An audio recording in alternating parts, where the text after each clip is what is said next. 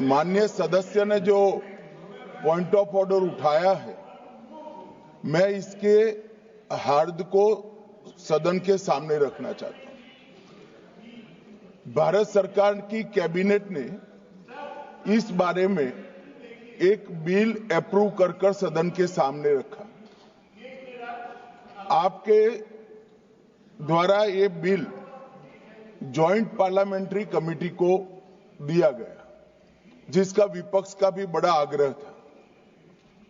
Committee ने इस पर सुविचारित रूप से अपना मत प्रकट किया। वो जो मत प्रकट हुआ, वो मत फिर से कैबिनेट के सामने गया। कमेटी के जो सुझाव थे, ये भारत सरकार की कैबिनेट ने स्वीकार किए और अमेंडमेंट के रूप में किरण रिजिजू जी लेकर आए।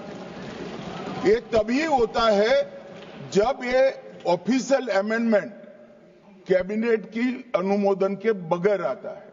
मान्यवर, मैं नहीं मानता इसमें कोई पॉइंट ऑफ ऑर्डर है और आपका ही आग्रह था कि कमेटी जॉइंट पार्लियामेंट्री कमेटी बने।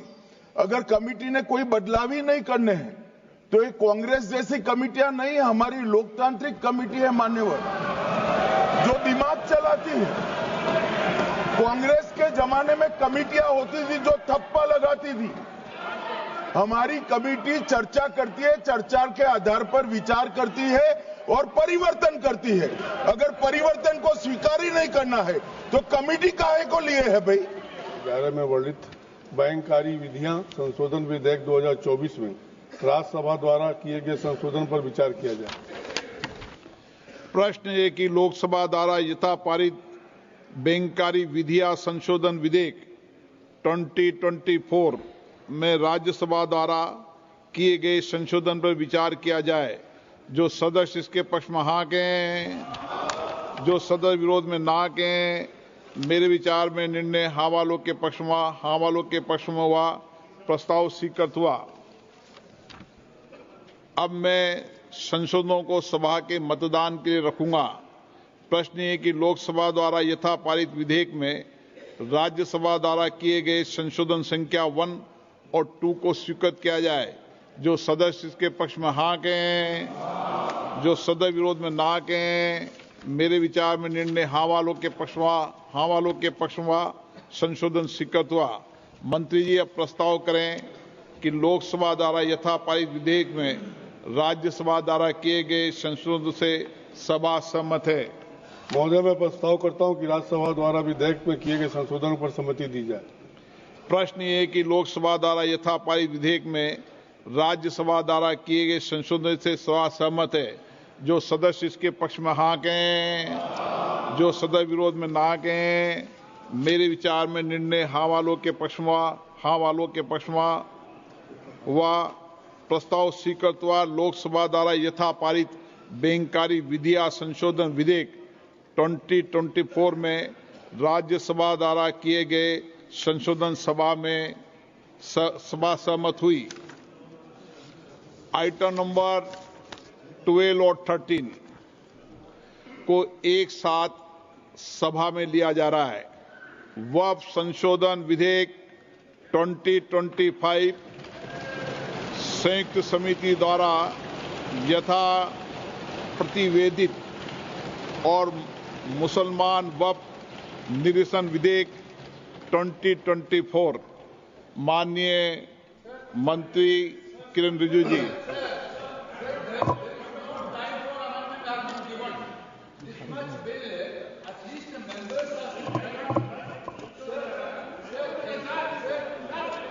हाँ, बोलिए।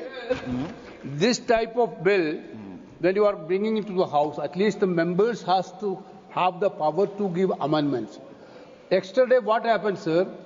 This bill has been brought into the notice of member only around afternoon. Then the amendment time will be ceased till 3:30. Then how can the members move amendments, sir? This is basically you are actually bulldozing the legislation, sir. This type of legislation bulldozing is not happened in this house, sir. Sir, members has to. Why the sir? You need to give time for amendment, sir. Sir, there are several provisions to be given amendment. There is no time at all. Okay, आप सुनिए, आप बैठिए, एक विषय मैं दे दूं।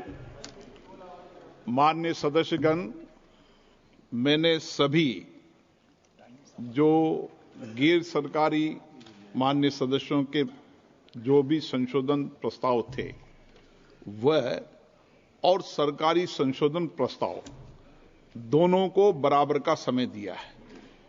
मैंने ऐसा नहीं किया कि आपके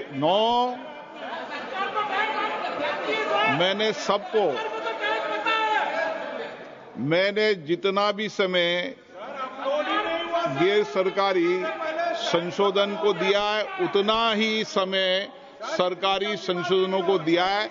मैंने दोनों में कोई अंतर नहीं किया गया है। मंत्री जी को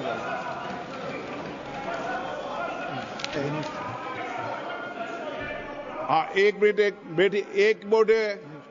एन के प्रेमचंद्र जी, आप बता दीजिए। Sir, my point of order is relating to Rule 80, Clause 1 of the Rules of Procedure and Conduct of Business, and under Rule 376 of the Rules of Procedure, and also colon sector, page 615. Sir, now this House is considering a bill, Waqf Amendment Bill 2024, as reported by the Joint Committee, Parliamentary Joint Committee. We are not discussing the original bill. It is as reported by the Joint Parliamentary Committee. My definite question to the Honorable Speaker, sir, is whether the Joint Parliamentary Committee has the right to incorporate new provisions in the bill. It is beyond the powers and ambit of the Joint Parliamentary Committee. They have incorporated so many new provisions. I have no objection in respect of those provisions. Even 2A also, it is appreciable. We don't have any objection. Sir, very serious technical matter.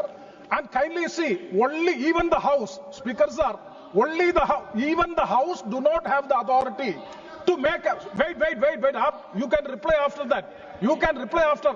Sir, you can reply after me. Sir, even this Parliament, even this Lok Sabha, this August House, do not have the right to incorporate a new provision unless you suspend Rule 81. But what is Rule 81, sir? Sir, Rule 81 is very clear.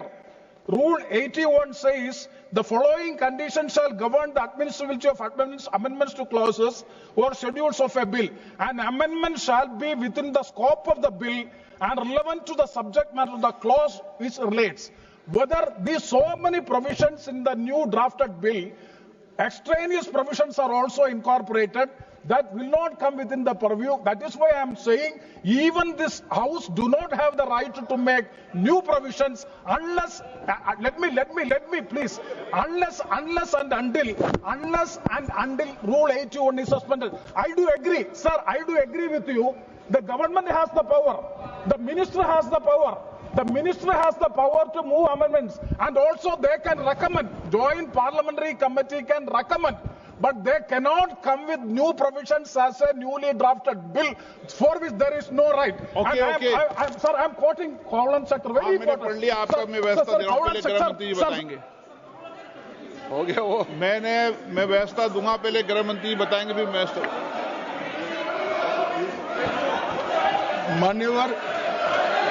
माननीय इनको पढ़ लें दो पूरा, एक minute इनको पढ़ लें दो। आप पढ़ लो, आप पूरा पढ़ लो। Sir. हाँ। Sir, colon sector, page 615. The motion for reference of a bill to a select committee may include instruction to the committee to consider matters other than those dealt with in the bill but relating to the subject matter of the bill.